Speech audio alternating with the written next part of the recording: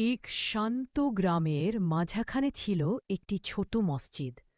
মসজিদের ইমাম সাহেব খুব মমতা ভরে শিশুদের কুরআন শেখাতেন।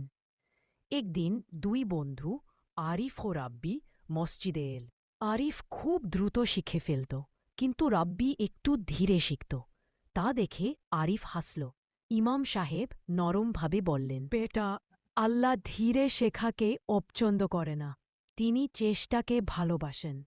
রাব্বি মন দিয়ে পড়া শুরু করল। প্রতিদিন একটু একটু করে শিখতে লাগল। এক সপ্তাহ পরে সে সুন্দরভাবে সূরা ফাতিহা তিলাওয়াত করল। সবাই খুশি হল। আরিফ লজ্জা পেয়ে রাব্বির কাছে ক্ষমা চাইল। ইমাম সাহেব বললেন, অন্যকে সাহায্য করা, উৎসাহ দেয়া, এটাই মুসলমানের রীতি। তারপর তারা তিনজন মিলে কোরআন পড়ার শেষ সময়টুকু হাসিমুখে কাটাল। গল্পের বার্তা: ধৈর্য,